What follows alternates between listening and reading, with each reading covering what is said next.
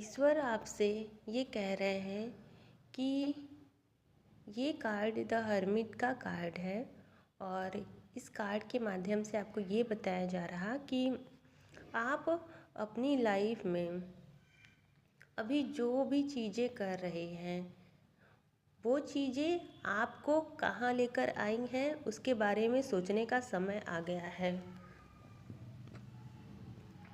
सबसे ज़रूरी चीज़ जो आपके लिए जानने की है वो ये है कि आप जो ये सब कुछ इकट्ठा किए हुए हैं क्या उससे आप संतुष्ट हैं? क्या आप अंदर से शांति महसूस कर रहे हैं? अगर ऐसी स्थिति है तो सही है। और लेकिन सब कुछ इकट्ठा करने के बाद भी आपका अंतर्मन खुश नहीं है, वो एक तरीके से द्वंद्व की स्थिति में है, जैसे कि एक कन्फ्लिक्ट चल रहा हो माइंड में। अगर ऐसी स्थिति है तो उससे बाहर निकलने की ज़रूरत है, यहाँ पर ईश्वर आपको ये बता रहे हैं। और ये कार्ड जो है आपको ये बताता है कि द फूल का कार्ड है कि आपको अपनी लाइफ को खुश होकर जीना चाहिए। परेशान होकर जीने से आपका लाइफ का कोई महत्व नहीं रह जाता है। और आपको ये बोला जा रहा है कि जो भी बर्डन है, जो भी भार है, उसको उतार दीजिए और ईश्वर में ईश्वरमय हो जाइए, ईश्वर में खो जाइए, क्योंकि ये जीवन ही ईश्वर से ही है, ईश्वर के लिए ही है। तो आपको ये सिद्धांत अपने जीवन में लागू करना है।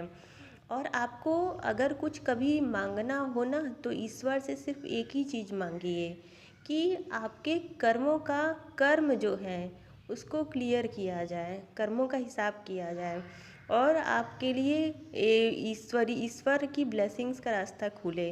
क्योंकि आप कुछ भी ईश्वर से मांग लेंगे, पैसा, धन दौलत, घर, ये सब चीज़ें बहुत मतलब ये सब चीज़ें आपके कर्मों के आगे, समझ रहे हैं, इनका क्या वजूद है।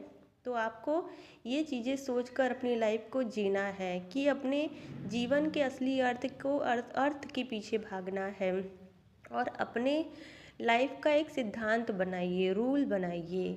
और ये जो समय है किसी भी गंदगी में पड़ने का नहीं है। अगर आपने किसी भी गंदगी में घुसने का प्रयास किया तो फिर आपका जो ये लाइफ है आप इसे अपने हाथों से गड्ढे में डाल रहे हैं।